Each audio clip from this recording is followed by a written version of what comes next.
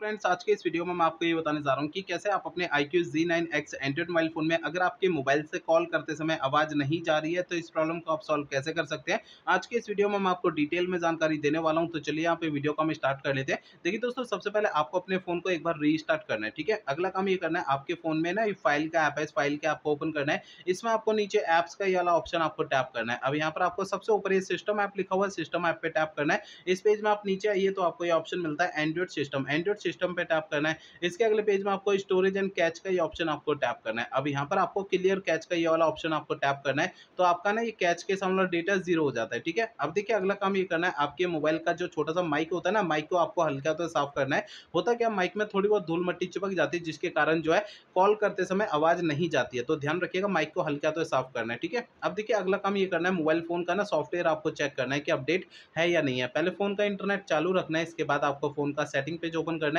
Setting page में सबसे ऊपर आपको सर्च आइकन पे टैप करना है। यहाँ पे सबसे ऊपर सर्च बार में सिस्टम अपडेट आपको लिखना है। नीचे आपको सिस्टम अपडेट का ये ऑप्शन आएगा, इसे टैप करना है। अब देखिए आपको इस वाले पेज पे कोई भी अपडेट का बटन या डाउनलोड इंस्टॉल अगर यहाँ पे लिखा हुआ दिखाई देता है तो उसे आपको टैप करके फोन का सॉफ्टवेयर अपडेट करना है। ठीक है, अब देखिए अगला काम ये करना है, आपको अपने मोबाइल फ़ोन को रीसेट करना है। देखिए मोबाइल फ़ोन को रीसेट आपको तब करना है जब मेरे बताए हुए पिछले प्रोसेस कोई भी काम नहीं करते हैं ना, तब आपको फ़ोन को रीसेट करना है, अदरवाइज़ नहीं करना है। फ़ोन को रीसेट करने के लिए फ़ोन का आप सेटिंग पेज ओपन करिए, इसमें आपको सबसे ऊपर ये सर्च आइकन का ऑप्शन टैप करना है। यहाँ पे सबसे ऊपर सर्च बार में रीसेट आपको लिखना है। आपको नीचे की साइड में ये ऑप्शन मिलेगा erase all data factory reset, इसे टैप करना है। इसके अगले पेज में erase all data factory reset का ऑप्शन दोबारा टैप करेंगे तो इससे आपका फ़ोन जो है रीसेट हो जाएगा और आपकी प्रॉब्लम सॉल्व हो जाएगी। लेकिन फ़ोन को रीसेट करने से पहले आपको 2 बातों का ध्यान रखना है। पहली बात ये ध्यान रखनी है, आपके मोबाइल फ़ोन में जितना भी डेटा है उसका बैकअप ले लीजिए अपने फ़ोन में, और दूसरी बात ये ध्यान रखनी है, आपके फ़ोन की जीमेल आईडी और जीमेल आईडी का पासवर्ड आपको पहले से नोट करके रख लेना है। तो ये 2 काम पहले करना है, उसके बाद फ़ोन को रीसेट करना है। ठीक है? तो मेरे बताए हुए तरीकों से आपकी प्रॉब्लम जो है सॉल्व हो जाएगी। ठीक है ना?